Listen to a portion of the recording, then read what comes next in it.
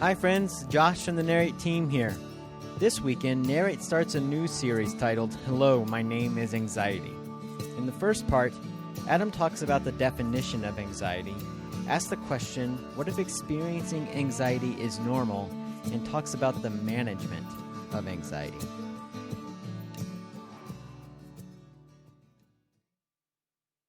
So, maybe we could start with this word anxiety, because I think part of what we have to unravel here a little bit is, can you think of a word that buzzes more than the word anxiety?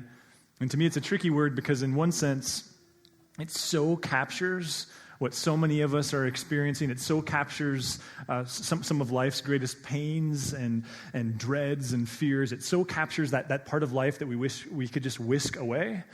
And yet the interesting thing, and I've even bumped into this in preparation for this series, is for some of you, it captures your pain, and for some of you, it captures your cynicism. Because quite honestly, you don't get it, you don't experience it, and to you, this is a way overused, way overgeneralized term. And so as much as a person like me, who would very readily say, hello, my name is anxiety, you may find yourself going like, what is this? And I'm not convinced this is all that we're making it out to be today.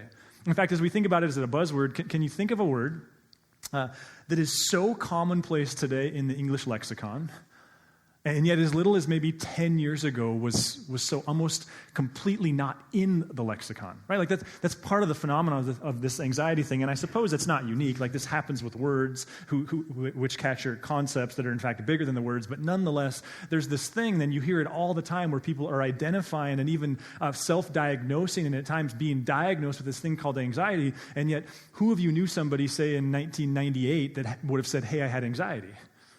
It's kind of a tricky thing. And as if that doesn't make it complicated enough, that there are conversations in the medical world today, and what they're observing is anxiety is such a broad issue that, in fact, maybe what we're going to have to start utilizing is spectrum-type language, similar to what we do with autism and other challenges that people face, where we recognize that if you've met one person with anxiety, like that's what you've done, is met one person with anxiety, because it's so different from one person to the other. And so if a person says, I have anxiety, that's not all that helpful. Like we're going to have to come up with some kind of a spectrum that places them so that we can more accurately go like, okay, so let's put them in that category. You know, I tease my kids and say that, like, I'm so old, which I got 2 years older in 2 days this week. It was the weirdest thing. All week I've been thinking about and processing and preparing for this message, calling myself 36. And then yesterday, I don't know what I was doing, but it must have been on my mind, and we were at a baseball game, and I said to someone that I was 36, and my oldest son, who's 12, he's like, Dad, you're not 36. And I was like, oh, that's right, I'm 37. And so this morning at the 8:30, he was here, and he came up to me afterwards, and I thought we were going to have this like deep and trenched father-son moment, and he was like standing in the line with people. There was a few people standing there, which that sounds very pretentious. Like, you know what I mean? Like there's a couple people who wanted to say hi, and he was like second in line, and when he got to me, he put his arm out on his shoulder like this, and he said, Dad, I've got bad news. You're 38. So like that, I've become 2 years older. But what I tell them is I lived what I thought was the first half of my life, turns out it's not quite half, having only surfed the internet one time. I mean, like we're not even that old, right? I graduated high school in 1997. I have one faint memory. I think it was in those kind of worst days of senioritis where I was in the library during study hall trying to stay out of trouble, and I sat down at the computer that up until that point I'd only used to plagiarize ideas from the Encyclopedia Britannica CD-ROM, right? And on occasionally, like even in our generation, it transferred from the card catalog drawer to searching it in the computer. Like that's all we used the thing for. And most of our reports were handwritten. Like we are ancient people. And I sat down and Miss Hollingsted, I remember saying like, hey, you should click on that button. And I think it was even Netscape. And I remember clicking on this thing and went like, did this like, like sound thing. And that was that. So I say that to say, I'm 38 years old, turns out. I lived the first 18 years of my life having never surfed the internet. Many of you lived longer than that. And yet, can you imagine a day without it? Like you search it, I don't know how many times a day. Well, to me, this is the way the anxiety thing and the whole spectrum and the word and the diagnoses and the treatment and the problem and all that comes with it. Because though I graduated high school without having the word anxiety attached to myself, I can go all the way back to when I was 5 years old, and I have objective, tangible memories, even from kindergarten, one at my friend Riley's house, of experiencing an anxiety attack. And so my point is, like some of you, I've lived almost half my life without the label. And in fact, it wasn't until I was in my later 20s when I was in grad school and we were given the assignment to study something, some kind of character vice, if you will, some kind of like personal growth thing. It was a 1-credit class within this track that I was doing. And the idea was to pick something that you would then study pretty hard and kind of work on and kind of move forward and understand what was wrong and understand kind of best practices of how to get well within this thing. Well, I had recently had a meeting with somebody who was using this word anxiety and panic disorder. And as they were describing their symptoms, I was kind of going like, oh, wow, I kind of relate to that. And so I used the anonymity of a 1-credit special study class to go like, I think I'm going to study that. That was in my late 20s. First time I started even thinking of myself in these terms. Fast forward 10 years, and especially in the last 5, I spent considerable time and energy and money. I spent a week at a conference kind of session thing in California. I've seen a local therapist on numerous occasions, all dealing with this anxiety, this idea of anxiety. And some of you, that might be your story. And some of you, it's quite different because you're like, where did this thing come from? I didn't marry a person who has an anxiety disorder, but suddenly that's all they keep saying is that I've got anxiety. That's part of what makes this tricky. And so listen, I want to level with you and be very clear. To the degree to which I have expertise in this topic is related only to the fact that I've experienced the pain of this. And like many of you, I've done considerable study and research really for my own purposes. And part of what makes a study like this difficult is assembling an honest bibliography and thought process while it's come about in such an indirect way personally. But this is not a one-size-fits-all. I'm not trying to claim to have the corner on the market. In fact, I'm not a PhD in anything. I'm not a psychiatrist. I'm not a psychologist. I'm not a doctor. I'm not a psychotherapist. It was intimidating. Last service, 2 different people came up to me. Hey, Adam, I'm a psychotherapist. And I was like, duh. Both of them are very gracious. Listen, my expertise is just born of my struggle, my desire to get well, my sincere conviction that Jesus remains the very best available option for what it means to be whole and healthy in this life. So really, I'm a dude with an Amazon account, a Bible, a podcast app on my phone, and a problem. And so, but I do have a bias. And before we jump into this, I just want to be honest about my bias because we may have to agree to disagree to even move forward. In fact, you may not even, I don't want to make you mad. I just feel like, especially when talking about these things, because the buzzword is so hot and this is such a charged topic that it's only fair to you if I acknowledge, here's my bias. And my bias is simply this. Being a lifelong Broncos fan has given me anxiety. Just kidding. But that would be a true statement as well. But my bias is this, that to deal with the symptoms of anxiety purely by chemical solutions, not by cognitive, emotional, spiritual, behavior solutions, in my opinion, is irresponsible. Now, that doesn't mean I don't believe in chemical solutions. It doesn't mean I don't believe in prescription drugs. The opposite it couldn't be. It's not true. I absolutely do. I myself have never been prescribed medications, but I've sat in front of 2 different therapists and said, listen, if the solution is getting on prescription meds, give me the meds. And they were physicians, they were therapists who in other instances do suggest that people get on prescription drugs. So there's not I'm anti-prescription drugs, but my firm conviction is that the 2 are meant to work in tandem. And the therapists that you're going to hear us recommend around here, and again, this is just an organizational bias, are going to be those therapists who think of prescription drugs not as the solution, but as part of it. And who allow that in very rare exception, it's going to be a lifelong part of a person's life. But more generally, when they're most needed is when the behavioral skills are so far behind that we've got to make up for lost time by employing, or the circumstances so dark that we've got to make up for some difficulty or some lost time by going the med route in order to catch up behaviorally, spiritually, emotionally, mentally, however you want to categorize that. My own parallel here is my father-in-law almost 20 years ago had quadruple heart bypass surgery in his early 50s. He was somewhat overweight. He had some bad habits. He had bypass surgery. At the post-op, my wife, because she wasn't my wife at the time, but my father-in-law is deaf, so she was there at the post-op with him, and they asked this pretty renowned heart surgeon, what dietary and physical changes does he need to make? And the physician, very boldly, without any sarcasm, looked at him and said, "None. Just come back in 7 years, and I'll fix you again." Now, my response to that is a lot like many of yours. I can't imagine that could be all that ethical. But ethics aside, my bias is that's a lopsided approach to our struggles.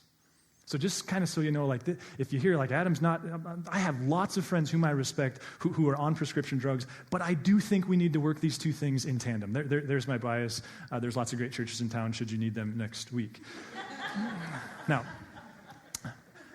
I also took a poll this week, and it's very unscientific. Those of you who are in the sciences would be like, "Oh my gosh, that's embarrassing. That doesn't stand up to any science." It was just a simple poll where I wanted to know, like, okay, so what is your guys' very subjective personal experience, limited by my own imperfect language and lack of training? I just wanted to know, like, kind of where were we at? And if you like to participate in that stuff, I'd really encourage you to track with us on email and Facebook. We only send like 13 emails a day, so it's really not that bad. But here's the results, and I just kind of want you to see them so that you can see where you're coming at this from, where we are collectively. First of all, we just said, do you struggle with anxiety? And notice that 72% of you said yes. And another 6% of you are pretentious intellectuals who are like, well, the category is too general, and I don't know that I even like the term, which is kind of Narrate, and so I get it. But so 72% of you. Now, the next question then was have you got help? Or first, actually, it was for how long?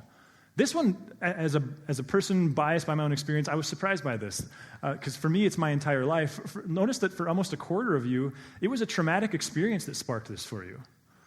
And notice for, again, almost a third of you, you can place it within the last 10 years, which that's fascinating to me. The next one is we said, have you looked for help? I was very encouraged by this, to know that 56% of you, first of all, because while we work hard to have conversation with people who aren't there with Jesus or even there yet, it would be uncommon for a community of church people to be this trusting of the sciences. That encourages me that you are.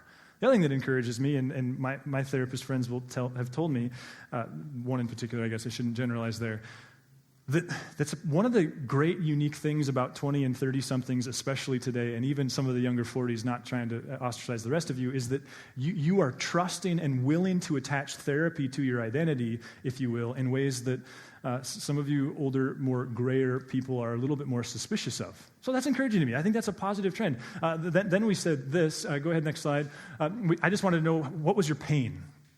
Again, terribly subjective, would get me kicked out of any kind of actual organizational study.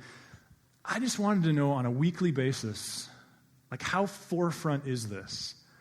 And what I see there is about half of us, there's 200 people roughly that filled out this survey. It's a part of, the pain, and again, that whole 10 to 1 thing, that's very relative, but that 5 and higher was about half of you, that says something. We also asked, do you live with somebody who struggles with anxiety? Because denial is also a part of this. And again, half of you said yes, and then one of the questions was something like, and I answered yes to this one, like, or do you live with someone whose bravery makes you feel like a worm, and which makes your anxiety worse, right? Because you're like, if I'm supposed to be that brave, then I am really, really bad. There's like 12% of you are like, yep, I live with Braveheart.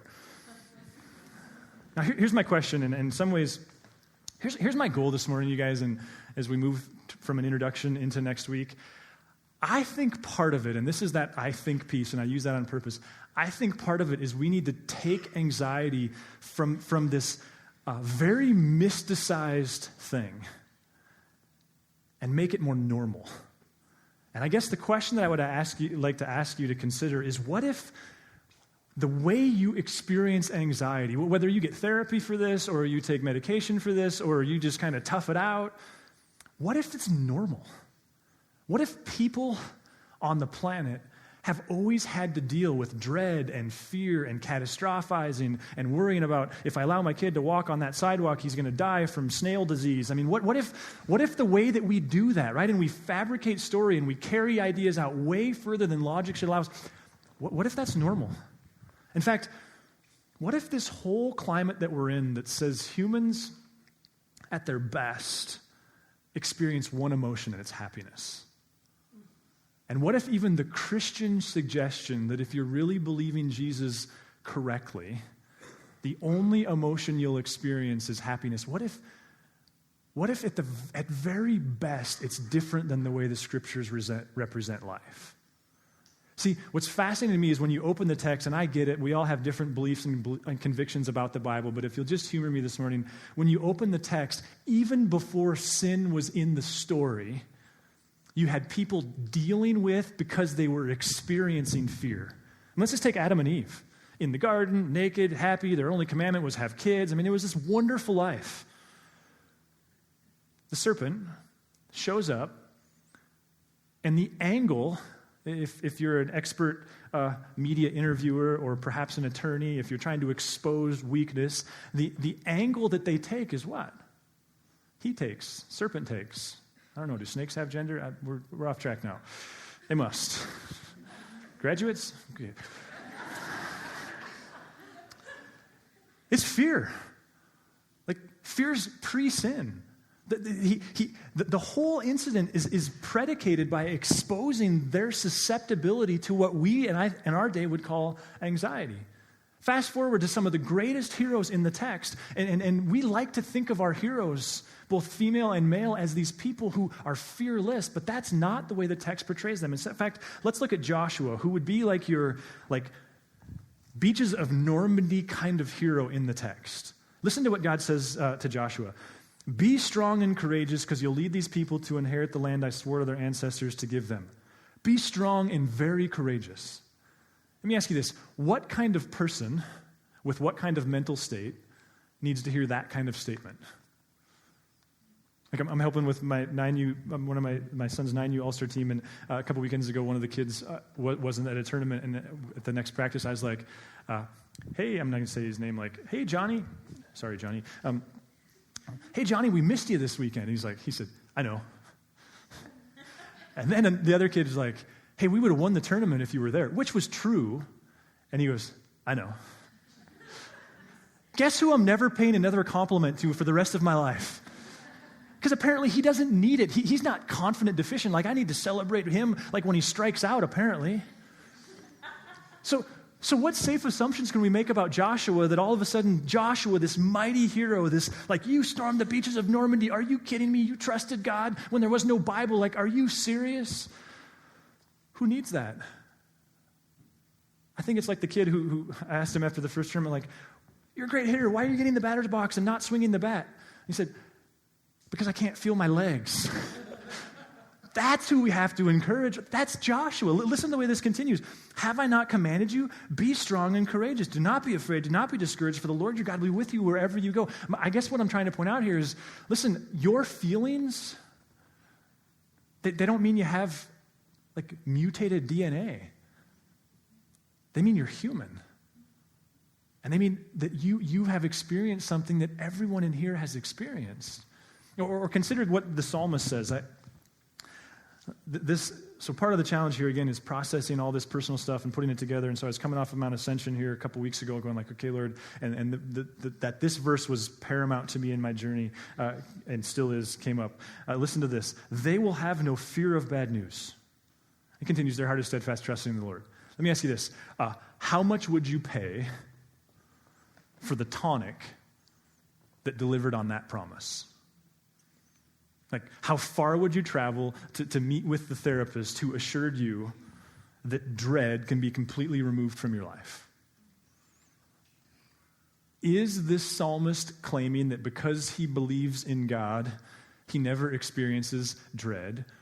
Or is this psalmist saying that when they experience dread, there's certain things that I do with that emotion? What if it's normal? In fact, what if Jesus, who we claim as Christ followers and believe was perfect and sinless, what if he experienced anxiety? Now, if it's true he was perfect and he was sinless, and it would therefore say that he endured every temptation you and I endured, and yet he endured the worst of it, because temptation, you may have noticed, goes away when you give into it, which would mean because he never gave into it, it was at like fever pitch all the time. If fear is a normal human condition, then we should expect to see that in Jesus' life, shouldn't we? Well, listen, look at the garden. And I know some of you are like, yeah, I already know. You don't have to read it. Just keep going. I'm just trying, for those of you veterans who maybe are even numb because of that, I'm just trying to recategorize some observations here. Listen to this. Jesus in the garden kind of finally understanding like, oh, the cross, like that's where this thing ends? Wow, okay, here we go. Going a little further, he fell with his face to the ground and prayed, "My Father, if possible, may this cup be taken from me." In other words, hey, Lord, take Judas, right? Lord, I don't want to go have to go to school. I remember laying in bed the night before we closed on our first house, thinking to myself, now I go like I was having an anxiety attack, going, "This is great, life is perfect. Why in the world am I signing that thing tomorrow? Like I can leave and go anywhere I want tomorrow, and my rent is cheap." And blah, blah, blah. This Jesus going like, wait a minute. Did he experience anxiety? Well, other Gospels say that in this same set of circumstances, there was a point at which he was sweating blood. And sometimes we go like, well, that certainly proves that the Bibles are dramatic the Gospels are dramatic fabrication of a real life. Not so fast. We talked a couple Easters ago about sweating blood as a known medical condition derived from experiencing emotional stress and turmoil so much that the hormones break down the capillaries near the surface of the skin, causing the blood to leach into the sweat glands, causing your sweat to turn the color red. I don't know about you, but as a veteran of anxiety attacks, I've still never sweat blood. You? Now, that's not to trivialize your fears and dreads and dangers, but what happens, and maybe for you this is like, journal on this week. Pray through this week. Conversate.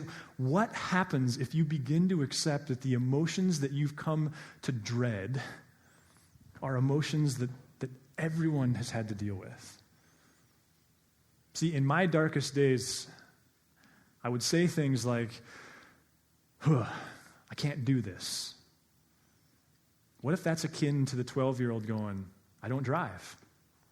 To which you would go, okay, but because you don't drive doesn't mean you can't drive. We just need to teach you to drive. See, in fact, what if the need to learn the life skills, the life skills needed to process this stuff, what if that's a normal need? What if the need to learn how to process and place anxiety is also normal? In other words, what if the fact that you know you have anxiety is actually a really good step one? And the next step is to go like, okay, so what if the goal is not never feeling it, but never giving into it, running from it, denying it? See, that would lead to this question of how do you respond to or cope with or react to anxiety? If it's true we all experience it, then wouldn't it also hold true that we all have responses to it? In fact, we ask this question, like, how do you cope with it? And what you see is we all have responses. Some of us get drunk. Some of us go to a therapist. Some of us read our Bibles. Here's the response to that question. We'll just let it linger. There's several observations that can be made. I'm fascinated by the fact that 55% of you say exercise is part of that. That's very encouraging to me, and I wonder, and there's certainly research to back this up, could it be that as we watch anxiety take on almost epidemic proportions, that's happening in ways consistent with the fact that we are becoming epidemically less active physically? Could it be that the lack of physical activity and the amount of screen time is all working together to make us more anxious people? There sure is some science to say that that's true. Also interesting, isn't it, that we're far more likely to take a prescription med than we are to make an appointment with a therapist? I'm not trying to bash prescription meds, just maybe trying to bring the conversation into another direction as well as that one. We're going to post these to Facebook this week, and I'm sure there's all kinds of observations you can make. To the degree that it's helpful for you to think about how you cope, maybe my story can be helpful, because it's certainly central to this whole struggle for me. When I think back, when I was in 6th grade, is my earliest memory of having this habit where I had to touch everything 4 times.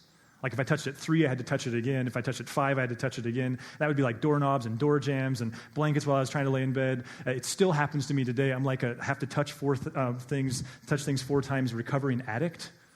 And the idea was that if I didn't do that, something bad was going to happen. And subconsciously, of course, I didn't think of this then as a 12-year-old, but the idea was the way I control my environment is making sure that I touch everything in numbers divisible by 4.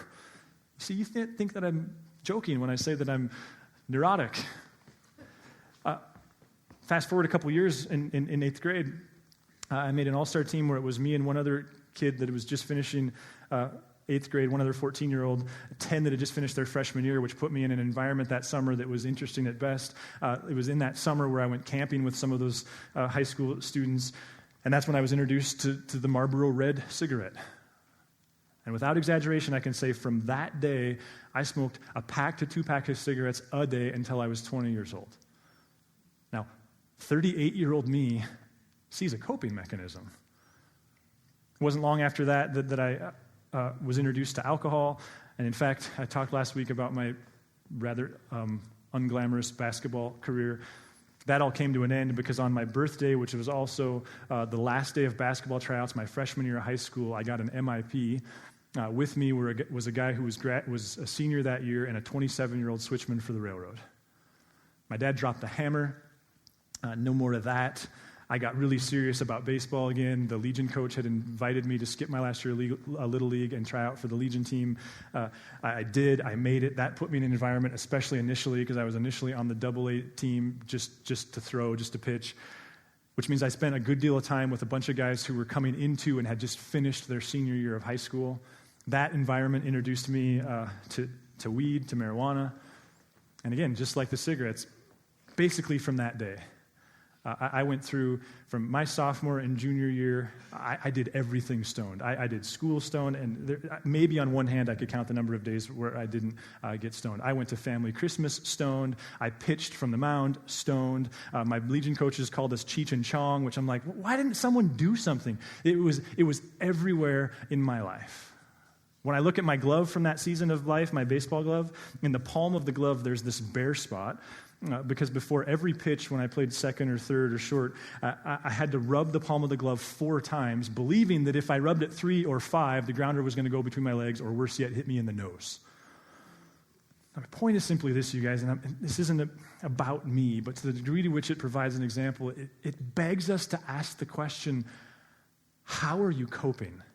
Not do you have fear, not do you have anxiety, not are you vulnerable to those things in ways maybe unique from your spouse or your friend or your sister or your brother. How are you placing it and processing it? See, I look back and I see a kid who was all too aware of how unsure his environment was and believed fully that I could control it, and eventually in middle school I cracked and I went the numb route.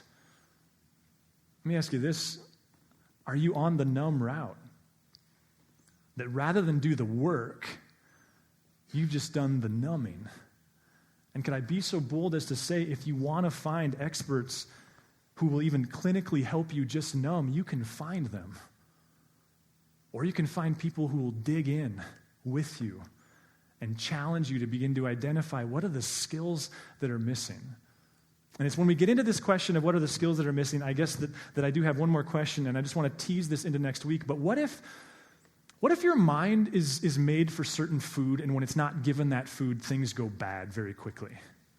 In other words, what if your mind is made to feast on certain things, and to fail to do so is detrimental to your health?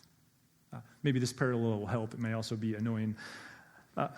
But some of you will recognize the barefoot running thing that's happened in the last 5 or 10 years. You've maybe been to a race and seen someone like, why do you have gloves on your feet? No, those are my running shoes. There's this thing that happened, and I'm not trying to make too much light of it, but it seems to be, I think there's even a class action lawsuit involved with it now. But what happened was all that movement of like running in minimalist shoes and running barefoot, all that, it happened, the Bible of it is from a book written by a guy called Born to Run. And his thesis in Born to Run was born of an observation where he observed these people in Central America who in their 60s and 70s and 80s were running 10 and 20 and 30 miles a week, if not a day, but they were running barefoot. And what he observed about them, his goal was not that we would all throw our shoes away. His goal was that we would recognize that like hitting a golf ball, like shooting a basketball, like hitting a baseball, like writing a paper, there are fundamentals to be followed. Or in his case, there are right and wrong biomechanics to be employed in the exercise of running. His point was that the over-cushioned shoes that we have allows us to take far larger strides than the human body is designed to take, thus thus increasing the impact incurred by when we do that. And thus his challenge wasn't so much wear barefoot shoes. His challenge was to take smaller steps. And in fact, he illustrates the way you're made to run by saying, imagine that you walked out your front door and you looked out in the middle of the street, your 2-year-old child was standing in the middle of a 4-lane street. And imagine you realize in that moment that you don't have shoes on. He says the way you would run, right? You do that like awkward kind of run across like hot coals thing. That, he says, is the right way to run.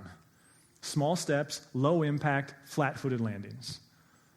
Now, my illustration, I guess the only thing I'm trying to parallel there is in an age where we're really afraid of being told that there's things that are true and things that aren't true, what if we're also afraid of the notion that there are right ways to think and wrong ways to think?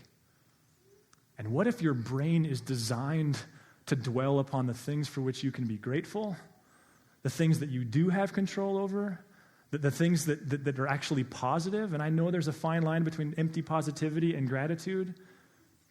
But listen to Philippians chapter 4. And I don't know how helpful you find Philippians or the Bible to be, but check this out. Paul says this in Philippians 4.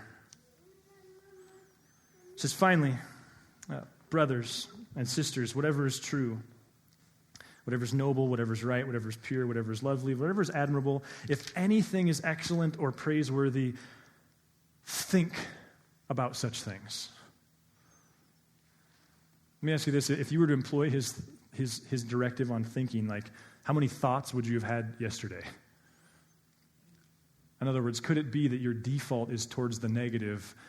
And Paul understands something about the way your brain is made, and that is that your brain is designed to dwell on things that you can be grateful for, things that are positive in your life.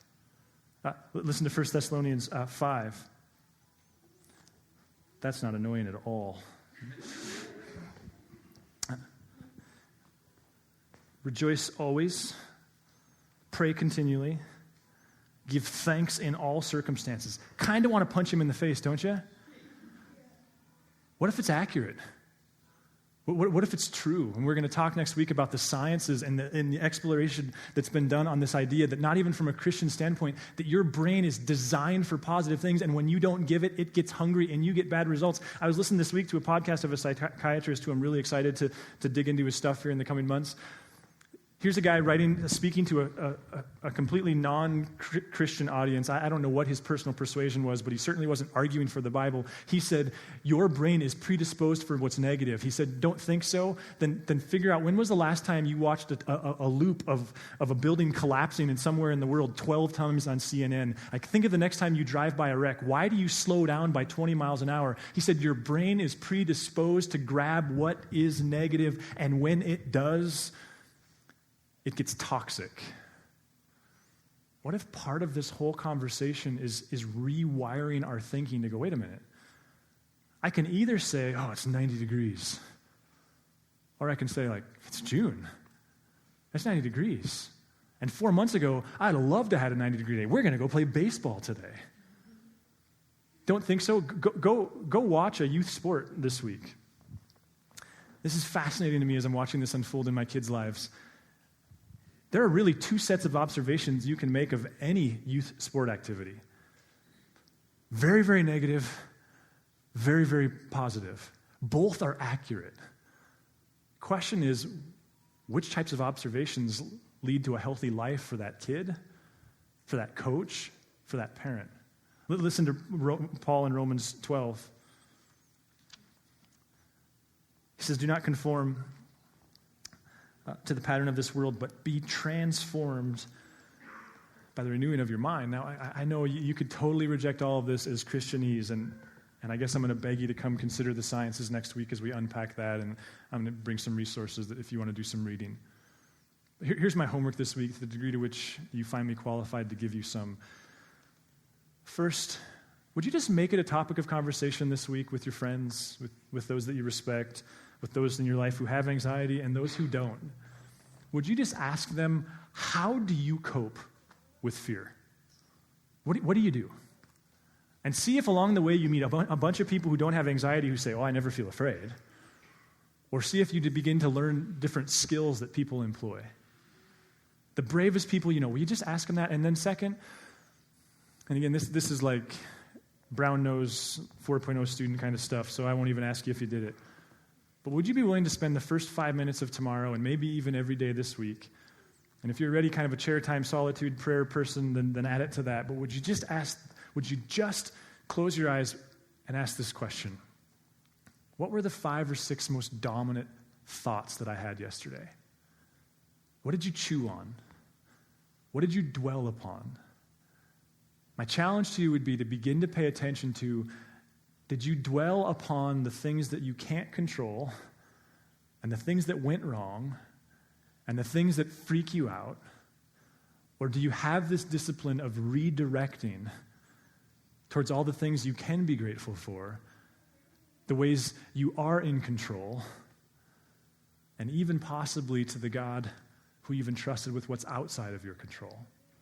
Listen, if you're not a Christ follower, I'm not here to offer you some kind of trope, and nor do I want to proposition you. I do want to create honest, sincere context where we can ask questions about the degree to which Jesus can be helpful in our everyday lives. And the challenge I'd put in front of you would be to consider what does the absence of a good God who claims to be in control, what does it contribute to your anxiety? I'd like to pray, and we're going to just kind of place all this in a song. Lord, thanks, Lord, for the opportunity to ask big, broad questions and meddle in people's deepest pain. And Lord, my prayer would be that we wouldn't just identify the pain, but God, we would also begin to understand some of the solutions to the pain.